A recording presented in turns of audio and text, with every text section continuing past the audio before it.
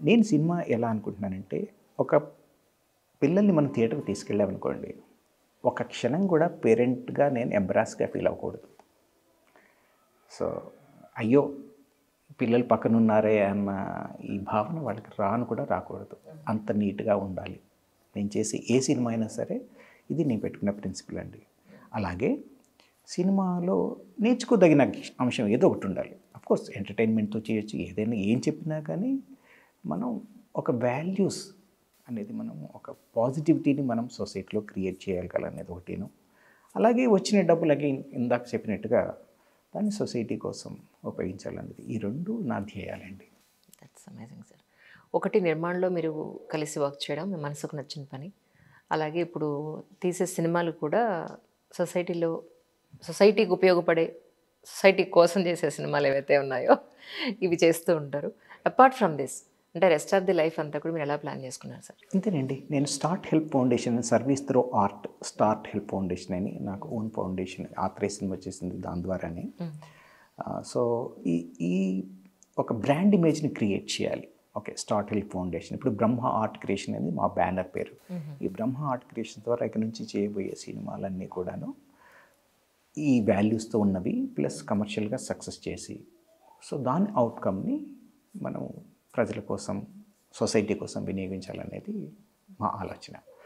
త్వరలో అంటే ఎంత త్వరగా వీలైతే, ఎందుకంటే ఇప్పుడు already I'm close to 60. So మీరు అలా లేర్లేండి sir. Absolutely you are more fit and చాలా హెల్తీగా ఉన్నారు. అబ్సల్యూట్లీ ఎప్పటికీ ఇలాగే ఉండాలి మీరు. Thank you. సో కాబట్టి ఇంకా శేష జీవితాన్ని ఎంత త్వరగా వీలైతే ఎంత త్వరగా దీన్ని ఇంటర్నేషనల్ స్థాయికి తీసుకెళ్ళాలనేది నా తపన. సో సినిమాలు కంటిన్యూస్గా చేస్తూనే ఉంటాం. అలాగని నేనే డైరెక్ట్ చేయాలి, నేనే రాయాలనేది నా కోరిక కాదు. ఇందాకన్నట్టు ఒక బ్రాండ్ ఇమేజ్ కనుక ఏర్పడితే కొత్త దర్శకులకి, కొత్త రచయితలకి, కొత్త సంగీత దర్శకులకి ఇలా కొత్త వారికి అవకాశం ఇస్తూ కాస్ట్ని కంట్రోల్లో పెడుతూ మినిమల్ కాస్ట్లో లో బడ్జెట్లో సినిమాలు చేస్తూ హై రెవెన్యూస్ తీసుకురావాలనేది మా ఉద్దేశం అన్నమాట. అంటే కాంట్రవర్షియల్ పాయింట్ మిమ్మల్ని అడగడం అని కాదు, కానీ జనరల్ పబ్లిక్ ఏమో ఐబొమ్మకి సపోర్ట్ చేస్తున్నారు. జనరల్ పబ్లిక్ అందరూ అనేది ఏంటి అని అంటే, మరి ఇంతింత రెమ్యూనరేషన్స్ కోట్ల రూపాయలు వాళ్ళు తీసుకోవడం ఎందుకండి, సినిమా టికెట్ పెంచేయడం ఎందుకండి, ఈ మాల్స్లోనేమో కనీసం ఫ్యామిలీతో పెడితే ఒక పాప్కార్న్ తినడానికి కూడా ఒక 500 పెట్టాల్సి వస్తుంది. సో ఇలాంటి పరిస్థితుల వల్లే కదా ఐబొమ్మ లాంటి వాళ్ళు వస్తున్నారు అనేది వీళ్ళ వాదన. యాజ్ ఎ డైరెక్టర్గా మీరేమంటారు ఈ పాయింట్లో? యాక్చువల్లీ అంటే ఎవరి చాయిస్ వాళ్ళది అంటాను. సో హై బడ్జెట్ పెట్టి చేసిన సినిమాలు చేయకూడదా అంటే అలా ఏం లేదండి. సో ఏదైనా సినిమా చేయొచ్చు. నా మట్టుకు నేనేంటంటే సొసైటీకి నేను ఎప్పుడైతే కాంట్రిబ్యూట్ చేద్దాం అనుకుంటున్నానో నా కాస్ట్ని ఎంత కంట్రోల్లో పెట్టుకుంటే నేను అంత రెవెన్యూ నేను సొసైటీ కోసం స్పెండ్ చేయగలుగుతాను. కాబట్టి నా మోడల్ వచ్చేసి ఏంటంటే లో బడ్జెట్లో సినిమా చేయాలి, దాని యొక్క ప్రాఫిట్ని సొసైటీకి ఇవ్వాలనేది నా పర్టికులర్ చాయిస్ అండి. That's amazing. అండ్ మోరోవర్ అంటే మీరు డబ్బు కోసం సినిమా చేయట్లేదు, నాకున్నది చాలు అన్న పాయింట్లో మీరు ఫిక్స్ అయి ఉన్నారు. నా పర్సనల్గా డబ్బు అక్కర్లేదు, కానీ సొసైటీ కోసం కావాలి. సొసైటీ కోసం కావాలి. That's what. అది బలవంతంగా ప్రజల మీద రుద్దరు. అది మీరు ఎంత వచ్చినా సరే అది సొసైటీ కోసమే ఖర్చు పెడతారు. అవునండి. ఒక మాట ఏంటంటే చారిటీ కోసం ఆర్గనైజేషన్స్ మనం చేస్తున్నప్పుడు చాలాసార్లు ఏమవుతుందంటే ఒక చారిటీ ఆర్గనైజేషన్ సస్టైనబిలిటీ కష్టమవుతుంది లాంగ్ రన్లో. ఎందుకంటే రెవెన్యూ సోర్సెస్ ఉండవు. Most of the charity organisations అన్ని డొనేషన్ మీద ఆధారపడి ఉన్నవి. సో ఎప్పుడైతే మనం ఒకరి మీద ఆధారపడి ఉంటామో, ఒక ఫ్రెండ్స్ 10 మంది కలిసి మనం సొసైటీ సేవ చేద్దాం అనుకుంటే లాంగ్ రన్లో వాళ్ళు సస్టైన్ చేయలేకపోవచ్చు. ఏవైనా కారణాలు కావచ్చు. చాలా ఆర్గనైజేషన్స్ మూతపడిపోతుంటాయి. దట్ ట్రిగ్గర్డ్ మీ థాట్, ఇప్పుడు నేను సెల్ఫ్ సస్టైన్గా చెయ్యాలి, ఎవరిని డబ్బులు అడగకూడదు, నేను ఓన్గా జనరేట్ చేయాలి, దీన్ని సొసైటీ కోసం వాడాలంటే మార్గం ఏంటి, నాకున్న స్ట్రెంగ్త్ ఏంటి అని ఆలోచించినప్పుడు ఆర్ట్స్ నా స్ట్రెంగ్త్ అయినప్పుడు దీన్ని ఎలా వాడుకోవాలి అన్న దాంట్లోంచి వచ్చిన ఆలోచన సినిమా చేసి దాన్ని వచ్చిన అవుట్కమ్ని ఇవ్వాలనేది. ఇక్కడ సక్సెస్ అనేది చాలా ఇంపార్టెంట్. సినిమా ఫెయిల్ అయింది అనుకోండి మళ్ళీ డబ్బులు లూజ్ అవుతాం. అలా అవ్వకూడదు. అలా అవ్వకూడదు అంటే బెస్ట్ ప్రోడక్ట్ రావాలి.